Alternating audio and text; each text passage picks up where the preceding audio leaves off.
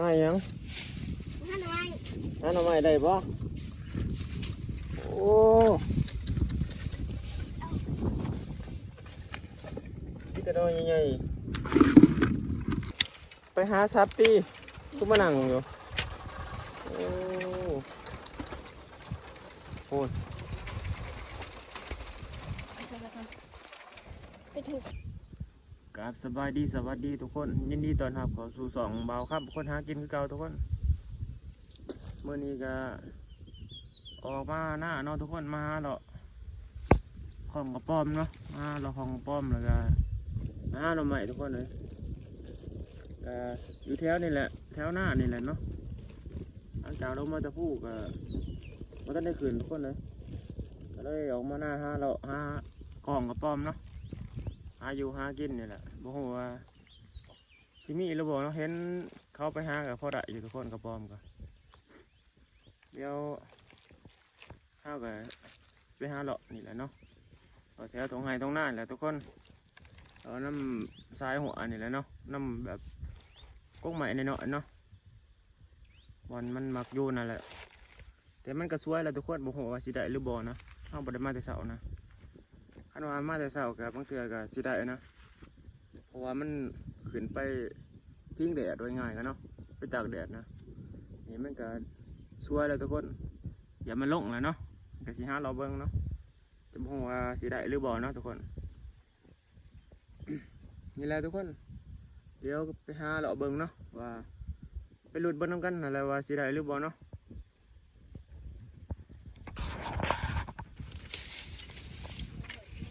มายังหาหน่อไม้หาหน่อไม้ได้ปะโอ้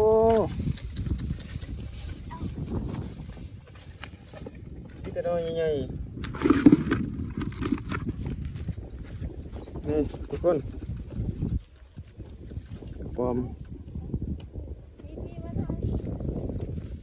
โอ้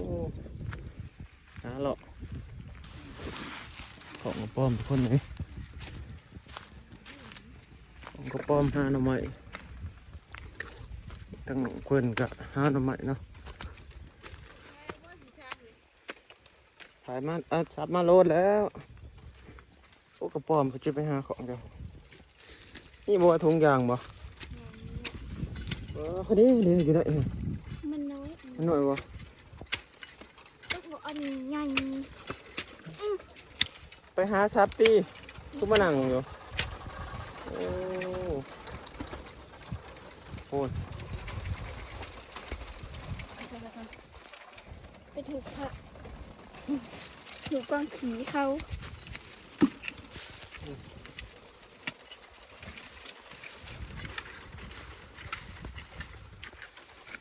เดี๋ยวสิไปหาเราของกระป๋อมกันมึงถุงอ่ะที่บัวถุงอย่างเธอ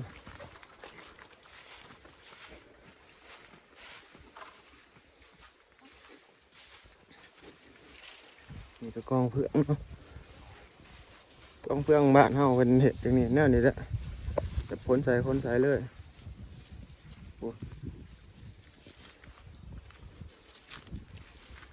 นี่ก็คือ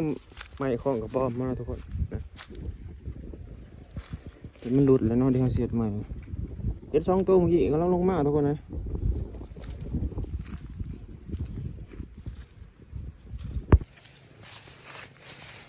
ทุกคนเอาทำมาขอโง่เนาะโอ้ยขอ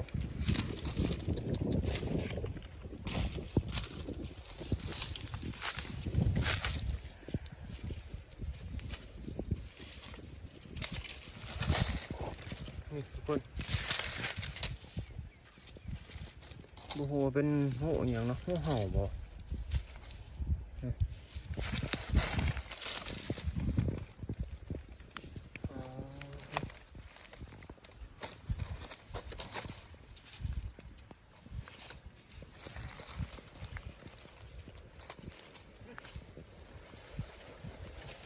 มันนอนอยู่เนาะที่ว่ามาครบบ่จากน้องมาครบเมื่อกี้นี่ทุกคน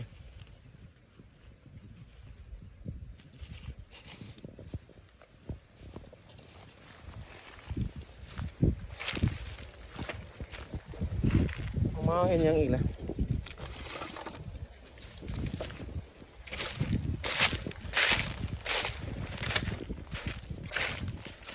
เห็นยัง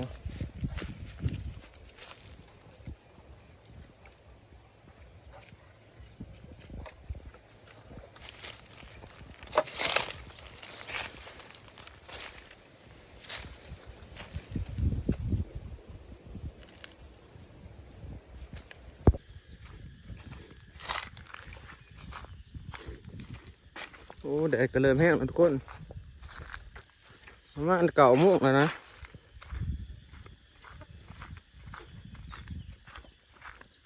หากับบุคอยเห็นทุกคนเห็นมันก็ลงไว้นะกระป๋อมกับมันแห่นะหรือว่าเห็นแล้วมันก็แล่นลงโหลดเนาะมันคือตอนเช้าทุกคนเลยตอนเช้ามันสิเห็นแล้วก็มันก็สิหูเนี่ย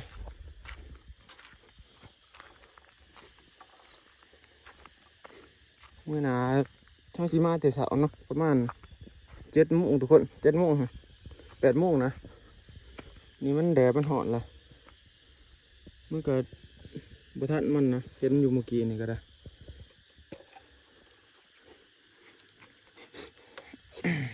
โอ้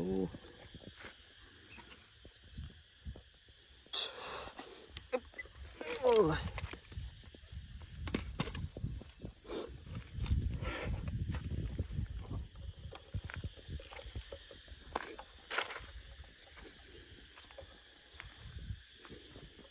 แค่นี้ก็สิเป็นสวนผักเขาเนาะทุกคนสวนบักพริกสวนของเขาเนาะทางหน้าเฮาเนี่ยก็เป็นป่าสะทุกคนซึ่งบ่มีไผหานเข้าไปดอกกันกลางคืนได้ละกลางเว้นนี่ก็เขาก็สิมีอยู่แต่ก็บ่ค่อยมีไผเข้าทุกคนเพราะว่าสิเข้าไปหาอยู่หากินเท่านั้นครับบ่อยากเข้านะบ่มีไผอยากเข้าดอกขนาดทำมาเลาะยังเลาะแถวๆนี่ทุกคนมันเข้าไปแล้วมันเป็นตาย้านนะแต่ว่าคิดย้านนะทุกคน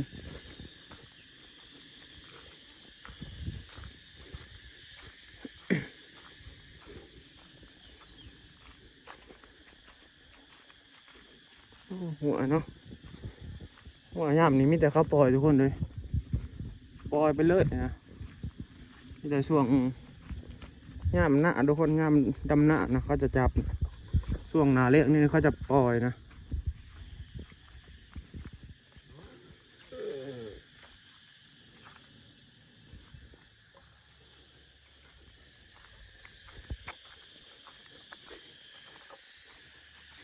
คนก็บริตกโดนทุกคนมันแห้งแรงเบิดต้นไม้กระยากระต้ายเบิดทุกคนเลยย่อสิพูดละไปหาพวกน้องยังไปหาหน่อไม้เนาะแยกกันไปพูดละท่านก็ไปหาหน่อไม้เอาก็หาของกระป๋อมเนาะลงมาก็ได้ไปอาบน้ำมาใส่ก็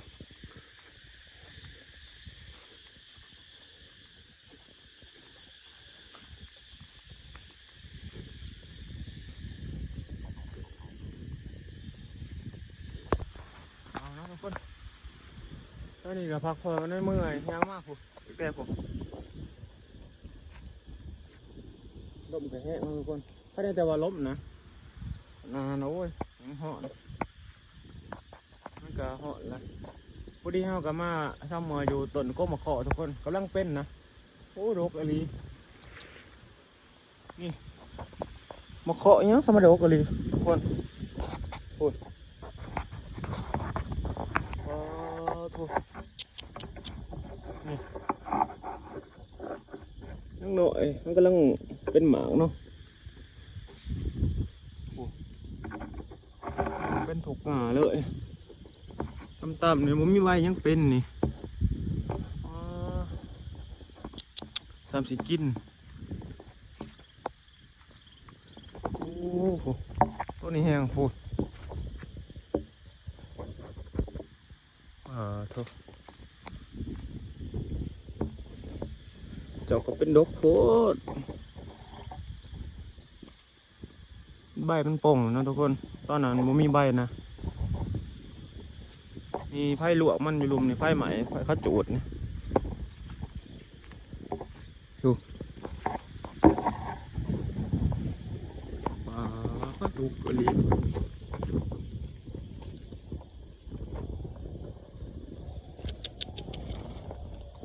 ประมาณเดือนหนึ่งกินได้นะมันกำลังเป็นนะพอดีมันสุกนะ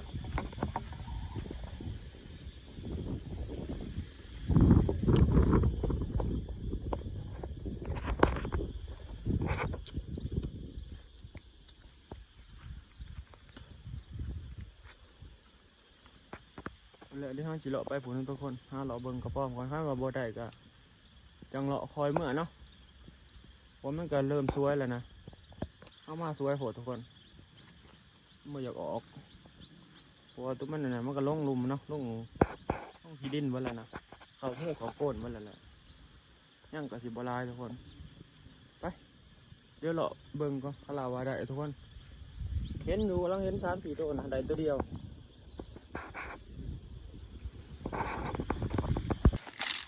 ใช้ได้บ่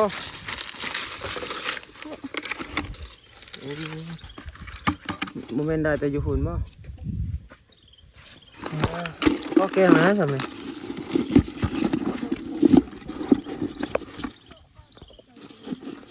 ใช่โอ้ยสิไก่โหไก่ ความตัวดีของ